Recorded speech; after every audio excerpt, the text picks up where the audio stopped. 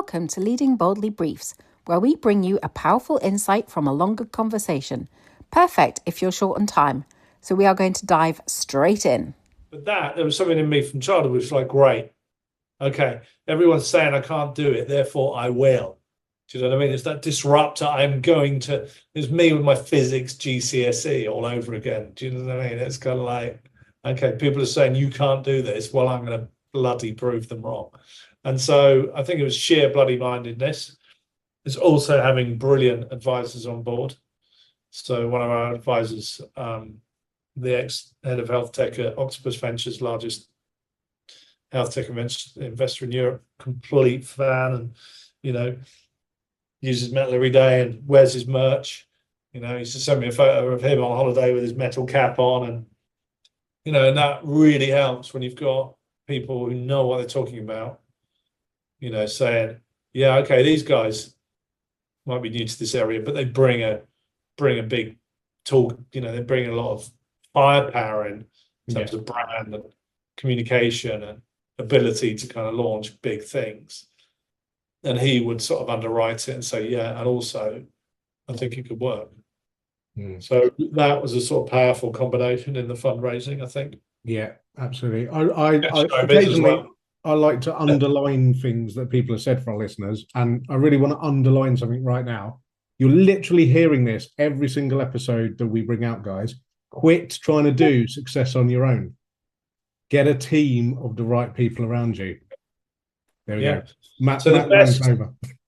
So the best piece of advice anybody's ever given me is don't have that next drink. No, it wasn't that. It was always hire people better than yourself. Yeah, like that is absolute gold dust business advice. Yeah, and I can see sometimes if I see that in my team that there's a fear around the unknown. Yeah, about maybe hiring somebody who's more of a specialist than them because they'll know more than them or whatever. Doesn't really happen in this team because they're so small. But then I kind of jump on that. So actually, they're the ones who are going to elevate you. They're the ones who are going to bring you success. It's like that diversity thing. You bring in different people and they make you money. Yeah, as well as it being the right thing to do. Yeah, you just need, my motto for life, I think I'm going to probably get it tattooed on my arm or something, on my head, is find the others. So it's kind of, you just got to find the others who come on this journey with you. Because I'm a leader. Yeah, I don't have any discernible talents. Yeah, I'm a leader. So I kind of lead people. Yeah, that means coming up with a vision, explaining it to people and finding people who want to join you and follow you on that mission and create something. Yeah. I love that. How important do you, because we bang on about it all the time, but how important do you think having that real strong vision and purpose is? For me, it's the single most important thing because I've set up a purpose-driven business. I've walked the walk. I've given up a very lucrative career.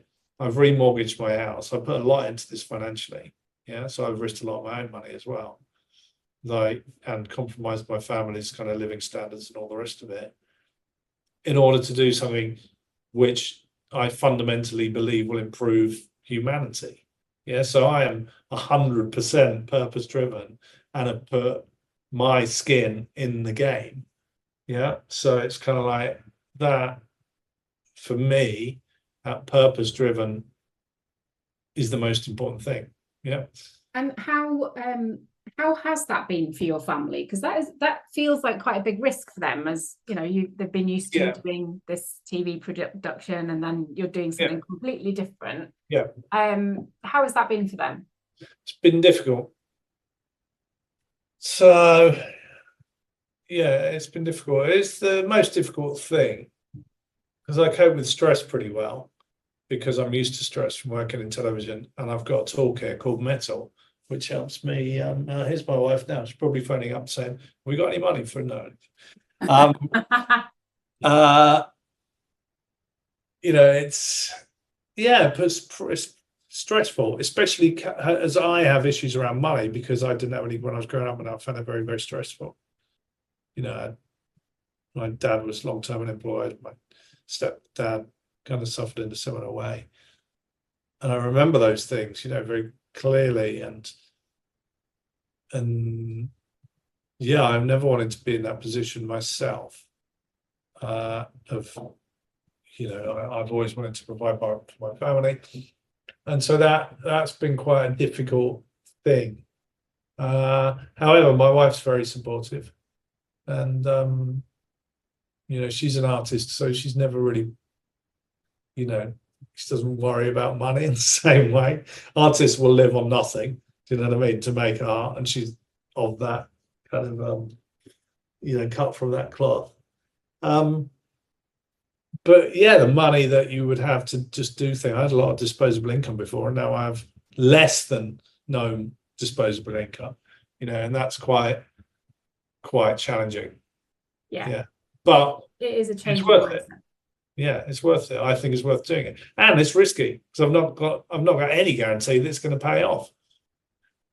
So you have to be purpose driven, Matt. Going back to your point, why on earth would I do that if I didn't fundamentally believe that I was doing it because it needed doing, you know, and also showing that there's a commercial opportunity there. And I think that's really important. Those two things I think are really important. That you know, actually Michael Acton Smith, who set up Calm, the app, I spoke to him once and he said, you know, when doing good is good for business, everyone wins. And I think that's, you know, I've sort of nicked that, sorry, Michael, and stuck it in some of my marketing material. And, you know, it's kind of like, that's a really important concept, you know, that when you marry those two things, doing good, you know, with making money, then you can do more good, you know, like not less, because it's often very hard to raise money for charities and that sort of thing. And I, you know, not that we're making any money at the moment, but it's kind of like, you know, look at Calm. You know, they've made lots of money. They're worth a lot of money because they've helped a lot of people. Yeah. And so they're successful because they've helped so many people. Yeah. It's, you know, show like the Undateables has helped change perceptions of disability in the UK and the whole world. Yeah. About people didn't even know that disabled people wanted to fall in love and have kids before that show. In general, you know, that was a big fundamental shift. And behind the scenes, we're working with all the charities. Yeah, like I remember when I left that company, Changing Faces, the disfigurement charity, I worked with very closely. Like 20 years of marketing budget could never have done what this show's done to change perception of disability. And the only reason we were able to do it is because we were commercial. Yeah. If we weren't commercial, we would have made a single documentary. Yeah. Maybe paid for by a charity, a couple 100,000 people who watched it, all people who'd already were interested in the subject, wouldn't have changed anybody's perceptions in the broader world. You know, that's, for me, that's kind of like a real lesson in how if you marry social impact and a commercial imperative, then you can do a lot of good. It doesn't always need to be like that, of course. Yeah. Have you got any advice for entrepreneurs out there who are sat there going, I've got this idea that I really want to change this in society or have social impact in this way. Yeah. But they're really stuck on how to monetize it, how to commercialize it. And they don't have a Bear Grylls that they know or a Paul McKenna that they know. Yeah. So what I did was I joined, because I had those people I knew, but I still knew nothing about tech. Yeah. So I joined something called One Day, which is not like a tech accelerator, but it's like a startup accelerator, if you like. So you go there with an idea, yeah, and they teach you how to validate your idea and how to kind of find those kind of commercial things and test them in the market before you do anything. So I think that's, you know, it's what you just said, Matt. Get help. Yeah, you need a team. Don't try and do everything on your own. If I'd have tried to do this on my own, it would have been a disaster. Do you know what I mean? I was just going to say, I can barely open an app, let alone build one. You know, it's kind of it's just finding help. Yeah, I found so what I love. Sorry, go on, Jenny. There's so many business owners out there trying to do it on their own and on a shoestring, and just like every day is a slog. Yeah, you can still do it on a shoestring. So actually, by joining one of these things, they teach you how to do it on a shoestring. Now, I chose not to do it on a shoestring once I'd proved the market.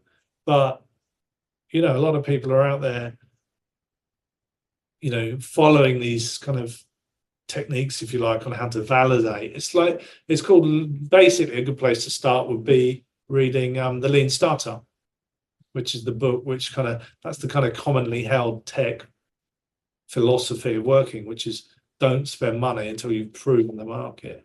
Yeah. So it's kind of lean startup methodology. Or booking a clarity session with Key Branch Consulting, of course. Or booking a clarity session with, well, there you go. That's like, yeah, exactly. Yeah. Get people. Well, you know, don't try and do it all yourself. But no, you're totally right. It's a shameless plug, but you're totally right. You know, and don't be afraid to spread the equity around, because, you know, less of a big idea is worth more than the kind of idea that never happens, isn't it? Absolutely, yeah, absolutely.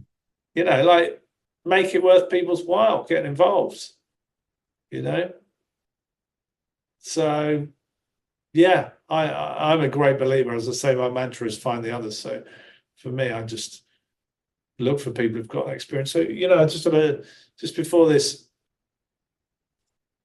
podcast, like, what I've loved about tech, so TV is a brutal industry, yeah, where everybody's just stabbing each other in the back and everyone secretly hates each other. Not that secretly, yeah, because we're all competing for tiny slots, yeah. So everyone's competing for the same slot, like Channel 4 9 o'clock. Yeah, there's only one Channel 4 9 o'clock on a Tuesday night. Yeah, everybody, 200 companies are going for it. Yeah, and it's, so you're all going for the same thing. So it doesn't breed collaboration. Whereas tech, they've bought into a Silicon Valley system, which is we can make the tech industry very, very strong by sharing our knowledge and by collaborating, and all boats rise. Yeah, and it worked. Yeah, because now tech is more valuable than traditional businesses. Yeah. Yeah. And so in the UK, that we've adopted in the tech industry a similar kind of mantra. Yeah. And there's lots of support groups for founders and stuff. And because they want to do the same in Europe, or in the UK and Europe, and make UK a really attractive place for tech, because then you get the talent, then you get the investment. If you get the investment, you get the returns, and everybody wins. Yeah. So it's kind of like a real interesting kind of thing. And I was just before this podcast speaking with another senior member of quite a similar thing to what we're doing. And he just happily shared everything that they've been doing, and, you know, how it works, and, you know, just sharing that experience and saying, oh, yeah, this works and that doesn't. Let's help each other, you know. Yeah. And that's brilliant. Again, don't do it alone.